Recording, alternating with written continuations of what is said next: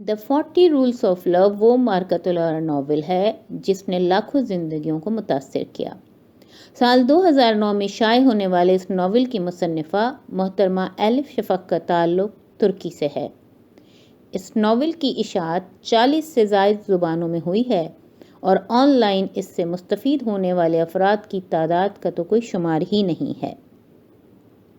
نومبر 2019 میں BBC news نے اس novel کو 100 موسٹ انفلوئنشل ناولز میں شامل کیا ہے۔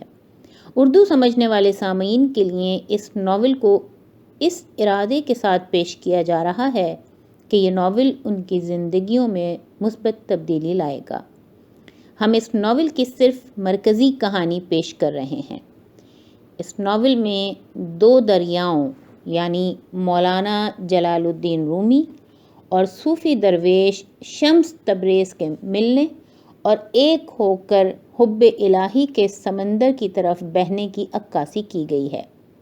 یہ آڈیو سیریز محترمہ ہما انور کے ترجمے 40 چراغ عشق کے سے ماخوذ ہے۔ آواز خالدہ مرتضیٰ کی ہے۔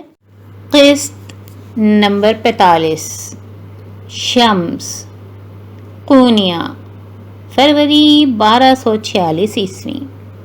وادی سرخ کی سراہیاں سوندھی مٹی، جنگلی جڑی بوٹیوں اور سیاہ بیروں کی خوشبو سے بھری ہمارے درمیان دھری تھیں۔ علاؤالدین جا چکا تھا۔ مولانا رومی اس قدر افسردہ تھے کہ کچھ دیر تک تو کوئی بات ہی نہ کر پائے۔ ہم دونوں باہر برف سے ڈھکے صحن میں نکل آئے۔ وہ ماہ فروری کی ان خنک اور بے کیف شاموں میں سے ایک تھی جب فضا کسی خاص سکوت سے بوجھل محسوس ہوتی تھی۔ ہم بادلوں کو حرکت کرتے اس دنیا کو سنتے وہاں کھڑے رہے جس کے پاس سوائے خاموشی کے ہمیں دینے کو کچھ نہ تھا۔ ہوا دور دراز کے جنگلوں کی خوشبوؤں سے لدے جھونکے ہم تک لائی اور لمحے بھر کو مجھے یوں محسوس ہوا جیسے ہم دونوں ہی اس شہر کو ہمیشہ کے لیے چھوڑ دینا چاہتے تھے۔ پھر میں نے شراب کی ایک سراہی اٹھائی۔ میں گلاب کی بیل کے قریب جھکا جو برف سے لدی اور بے برغبار اور خار سے بھری تھی، اور اس کے نیچے مٹی میں شراب انڈیل دی۔ نیم متفکر اور نیم پرجوش مسکراہٹ سے مولانا رومی کا چہرہ روشن ہو گیا۔ آہستگی سے حیرت انگیز طور پر گلاب کو جیسے زندگی مل گئی۔ اس کی ٹہنیوں کی چھال انسانی جلد کی طرح نرم ہو گئی۔ ہماری نگاہوں کے سامنے اس پر ایک تنہا گلاب کھل گیا۔ جیسے جیسے میں نے پودے کی جڑ میں سرخ انڈیلی، گلاب ایک خوبصورت نارنجی رنگ آشکار کرتا چلا گیا۔ اس کے بعد میں نے شراب کی دوسری سراہی اٹھائی اور اسی طرح انڈیل دی۔ گلاب کا نارنجی رنگ زندگی سے فروزاں سرخ رنگ میں ڈھل گیا۔ اب سراہی میں جام بھر شراب باقی رہ گئی۔ میں نے اسے پیالے میں انڈیلا، آدھی خود پی لی اور باقی مولانا رومی کو پیش کی۔ انہوں نے جواب میں مہربانی اور جمع خاطر کا مظاہرہ کرتے ہوئے مسکراتے چہرے مگر کانپتے ہاتھوں کے ساتھ پیالہ تھام لیا۔ اس آدمی نے جس نے زندگی بھر کبھی میں یا کسی نشے کو چھوا تک نہ تھا۔ مذہبی قوانین اور ممنوعات اہم ہیں، مولانا رومی نے کہا، لیکن انہیں مسلمات تحریمات میں نہیں بدل دینا چاہیے۔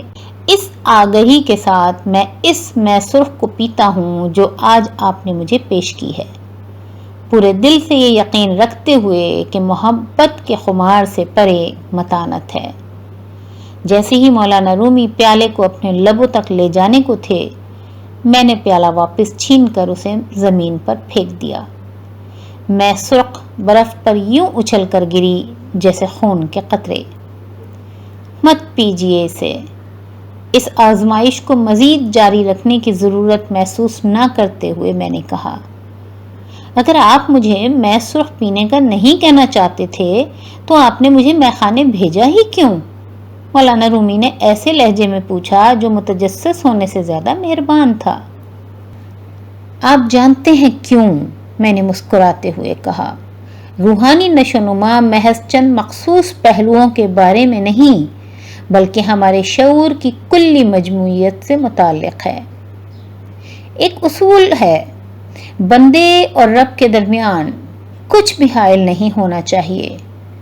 کوئی امام، پادری، ربی یا کوئی بھی اخلاقی یا مذہبی قیادت کا نگراں یا رکھوالا کوئی نہیں، کوئی روحانی رہنما یا مرشد، نہ ہی حتیٰ کہ اس کا اپنا عقیدہ ہی۔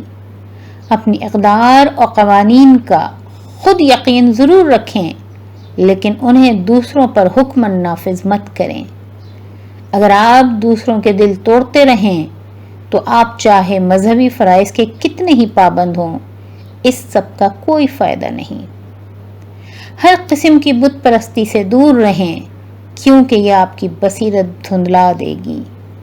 صرف اور صرف اللہ کو ہی اپنا رہنما بنائیں۔ حق کو جانیں میرے دوست، لیکن خیال رہے کہ سچائیوں کو اپنا خبط مت بنا لیں۔ میں نے مولانا رومی کی شخصیت کو ہمیشہ سراہا تھا اور جانتا تھا کہ ان کی لامحدود اور غیر معمولی درد مندی تھی جس کی میری زندگی میں کمی تھی۔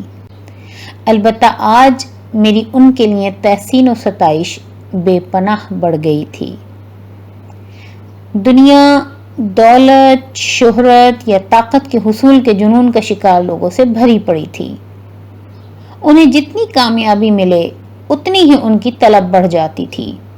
یہ لالچی اور حریص لوگ دنیاوی ساز و سامان کو ہی اپنا قبلہ سمجھ کر اسی کا طواف کرتے رہتے ہیں، بے خبر کہ جن چیزوں کی انہیں بھوک تھی انہی کے وہ غلام بن چکے تھے۔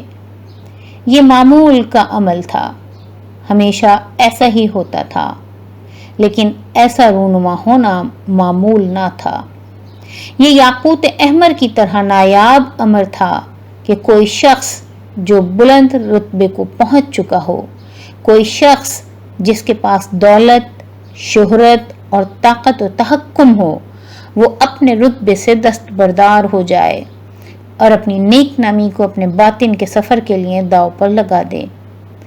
ایسا سفر جس کے بارے میں کوئی نہ بتا سکتا ہو کہ اس کا انجام کہاں اور کیسے ہوگا۔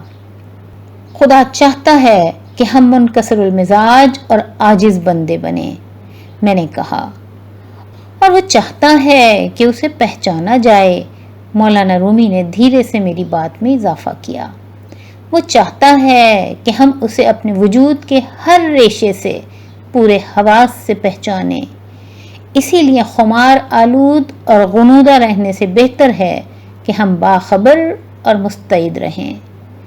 میں نے ان کی بات سے اتفاق کیا۔ اندھیرا گہرے ہونے اور سردی بڑھنے تک ہم وہیں صحن میں اپنے درمیان گلاب کا تنہا پھول لیے بیٹھے رہے۔ شام کے خنکی کے پردے میں کوئی تازہ شیریں خوشبو تھی اور مسرت و تشکر سے مجھے ادراک ہوا کہ ہوا میں اب مزید نا امیدی کی سرگوشی نہ تھی۔